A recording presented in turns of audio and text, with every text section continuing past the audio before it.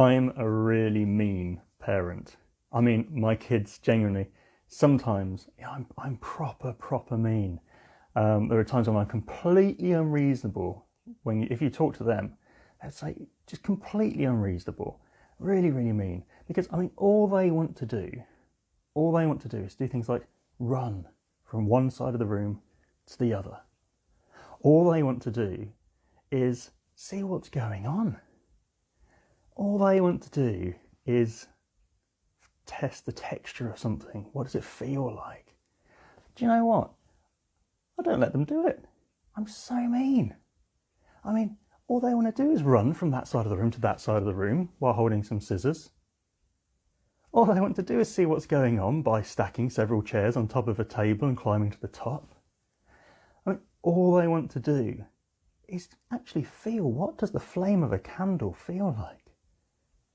And yet, so unreasonable. I don't let them do it. And when we look at things from different points of view, we perceive them differently. It depends on our understanding of why something isn't allowed or is allowed. So, why I don't let my kids run with scissors, why I don't let them climb on top of stacked chairs on top of tables, why I don't let them put their hands in fire. There's a fairly decent reason. Now in Exodus chapter 20, we hear God give a list of instructions, and we often perceive this list of instructions as quite restrictive, a list of do nots, telling us the things that aren't allowed, that we're not allowed to do, and maybe even restrict our freedom a little bit. And like my kids, lots of us don't know why. Why are they there? Now, there was a survey done of around 1,200 people a number of years ago, aged between 15 and 35. And so many of those people couldn't name more than 2 of the 10 commandments. And when actually they were told what the others were, they decided that they didn't really like them very much. Why? Well, I think because, like my kids, we don't always see the bigger picture. We don't always see the why. So taking a step back and considering that why God gave us 10 commandments, changes our understanding completely. And it's the same with today's gospel. In John's gospel, chapter 2, Jesus went to the temple in Jerusalem. He came across people selling animals, exchanging money. Those animals for sacrifice. And he's dismayed at what he sees. He gets really angry. He throws out the animals, he throws out the people, he even makes a whip to drive them out. At first glance, it looks a bit like me when I tell the kids they can't do something. Can't really see what's going on here. It looks like Jesus has lost it with a load of people and has booted them out of a holy building. But taking a step back reveals there's so much more. So first of all, the temple, the place where all of this was happening, it wasn't just an ordinary building. Jesus wasn't just wandering through 4 walls, kicks a load of people out. This temple was built on the spot that God had asked Abraham to sacrifice his firstborn son, Isaac. It was the spot that God then substituted Isaac for a lamb which he provided, mirroring what would then happen at Easter by providing Jesus instead of us. It was believed to be the place where King Solomon had built the first temple, which was later then destroyed and then rebuilt. But most importantly, it was believed to be the place where God resided, the place where anyone could come to be with and to communicate with God. It was the physical embodiment, if you like, of the connection between humanity and the divine. The temple, the setting for what Jesus did, represented the relationship between God and us. And in particular, the temple courts where all of this was going on was where anybody, Jew or not, was allowed to come, pray and worship. So when Jesus finds people using and abusing this place, he doesn't just see a messy building, he sees a man-made barrier created between the people and God. But what exactly were they doing that created such a barrier? So, it's coming up to the festival of Passover. So imagine the city centre that you go to in the week before Christmas. That sort of busy, that sort of chaos feeling. It would have been heaving. Lots of people, each with a long to-do list and not a lot of time. Now, Passover in particular, it was important for people to make a sacrifice to God. And because many of them had travelled a long way to get to Jerusalem, to come to the temple, they'd have to buy their own animals from a nearby place. So they had them in the temple. For the wealthy, that might be a cow. You got slightly less money, probably a sheep. But for the poorer, it would have been a small dove. And that's where the animals come in. Now, the majority would have also been carrying Roman coins. Remember, we're in the empire here. But certain temple traditions meant that purchases need to be made with traditional Jewish coins and currency. So there were exchanges set up in the temple courts to allow people to change their Roman coins to Jewish coins so they could buy their animal and sacrifice at Passover. That seems pretty helpful, to be fair, but Jesus saw that it wasn't done out of love and desire to bring people closer to God. And some say that the selling and exchanging was actually entrepreneurial. It was exploiting the poor and making money out of the festival, adding phenomenal extra fees for their service and lining their own pockets. Others view the presence of the market and the money changers in this place as a literal barrier. The place that was specifically for all, as I say, not just for Jews, but for all people to come to be with God. And it was like it was already booked up. Going to the church hall and realising there's already a party. They couldn't use it. This was already going on.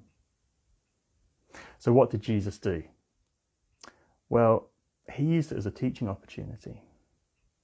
Far from losing it, I believe he began methodically to make a whip out of cords. And then he used it to clear the place of the animals. He pushed the coins onto the floor, tipped over the tables. He wanted to create a space again for people to meet with God. Now, Jesus' point on that day, clearing that space of everything that formed an obstacle between people and God's presence, that is relevant to us right now. And the obstacles might be different. I doubt we're going to get any cattle or sheep in our way between us and God. You might do, but probably not. But the why we do it, the why the obstacles are there, what they're doing is still relevant for you and me as it was then. There are things in our lives, I believe, which we knowingly or unconsciously place importance on, which in reality are preventing us from making the connection between us and God that he so desires. There may be little things that distract us or make us feel unworthy, so that we don't then feel able to be in that presence. Or they prevent us from even acknowledging the opportunity to meet with our Creator. So like me telling my kids not to run with scissors, God desires good for us so much that he tells us how to keep that space clear. He says not to place more importance on other things instead of him. He says not to mistreat our family and others who he loves. He tells us not to focus so much on desiring what someone else has that it feels a space, a place where we should be meeting with God. He gives us these and other commandments, not to restrict us, but to enable us, and to help our relationship with him to flourish. Now in verse 19 of chapter 2 of John's Gospel, Jesus says that they would destroy this sanctuary, this temple, and in 3 days I will rise and raise it up. And this confused everyone there, because it's taken 46 years to build that temple. But he was actually referring to himself. Jesus was saying, this place, the temple, is where you used to come to be with God. But now that's changing. Now I'm the temple. Now I'm the place that you come to. I'm the way. Jesus was stating his divinity, the fact that God dwelt in him, as God did in the temple in Jerusalem. But that, just like when he cleared the space in all the temple courts, the fact that his body was the new temple means all are able to connect with God through him. Just as he said, later he was crucified. The temple was destroyed, the physical man-made temple destroyed. But on the third day, Jesus rose again. Jesus was destroyed and yet rose again. The temple was rebuilt. And at that point of the crucifixion, there was a curtain that went around what was known as the Holy of Holies, the place where only the most select got to go and meet in the presence of God that close. And the curtain was 4 inches in thickness. And at that moment when Jesus died, it tore in two, from top to bottom. And it echoed what was taking place on the cross. Because the fact that it is not now a physical location, but to Jesus that we go to connect with God, that was changing. So today, when we read this story, we can see beyond the first impressions, the appearance of anger and destruction and restriction, and we see an invitation to inhabit a space that we can share with our Creator. We're also challenged to consider what could stop us from doing this. What obstacles, what cattle, sheep, doves, maybe not those, but what other obstacles might take up that space instead? And we are invited to drive them out, just as Jesus did with the sheep, cattle and doves and the money exchanges. All because God wants nothing to come between us and him. His presence and love are for all. And so today, if you would like to, we'll pray this prayer together as we end our time. Creator God, we thank you that you care so much for us, that you want to be in our presence, and that you offer support and guidance to help us prevent barriers between you and us. Help us today to consider what we might need to move out of the way to make you our priority. And thank you for your love and compassion that means you welcome us with open arms when we turn to you, whether it is for the first time or the millionth.